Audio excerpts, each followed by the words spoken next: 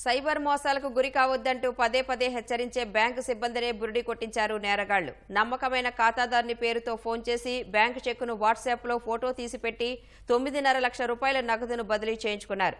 అనంతపురంలోని Ramnagar state బ్యాంకులో జరిగిన ఈ ఘటన ఆలస్యంగా వెలుగులోకి వచ్చింది.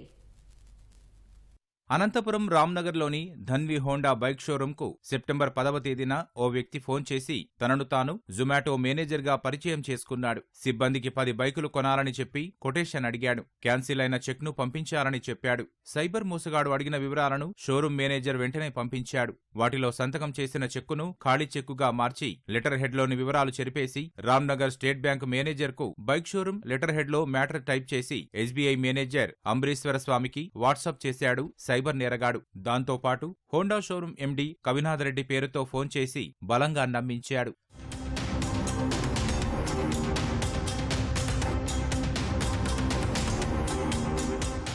సైబర్ మోసగాడి మాటలు నమ్మిన బ్యాంకు మేనేజర్ ఢిల్లీలోని బ్యాంకు ఖాతాకు 9.5 లక్షల రూపాయల నగదు బదిలీ చేశారు. షోరూం బ్యాంకు ఖాతా నుంచి నగదు బదిలీ కావడంతో కంగుతిన్న బైక్ షోరూం మేనేజర్ తాము చెక్కు ఇవ్వలేదని, క్యాన్సిల్డ్ చెక్ను మార్ఫింగ్ చేసి మోసం చేశారని బ్యాంకు మేనేజర్ అంబరీశ్వర స్వామికి చెప్పారు. అప్పటికే ఢిల్లీ ఖాతాకు వెళ్లిన నగదును వెంటనే విత్డ్రా చేసేశారు. ఆ సంఘటన ఈ ఏడాది సెప్టెంబర్లో జరగ్గా సదరు బ్యాంకు మేనేజర్ అంబరీశ్వర స్వామి ఈ నెల 14న సైబర్ క్రైమ్లో ఫిర్యాదు చేశారు. కేసు నమోదు చేసిన పోలీసులు దర్యాప్తు చేస్తున్నారు. సెప్టెంబర్ 12న 12:39 PM అతనికి ఒక నెంబర్ నుంచి కాల్ వచ్చిందని కవినాథ్ రెడ్డి పేరుతో ఇంట్రొడ్యూస్ చేసుకొని ఆ చెక్కు యొక్క ఇమేజ్ని తర్వాత ఒక కవరింగ్ లెటర్ ప్యాడ్లో పంపించారని, ఆ కస్టమర్ రిలేషన్ కోసం నేను ఆ 9.5 లక్షల రూపాయల ట్రాన్సాక్షన్ని ప్రాసెస్ చేశానని చెప్పేసి ఏ నెంబర్ నుంచి అయితే ఆయనకి కాల్ వచ్చిందో ఆ నెంబర్కి మళ్ళీ కాల్ బ్యాక్ చేయగా ఫోన్ కట్ చేయడము, మరలా ఫోన్ చేస్తే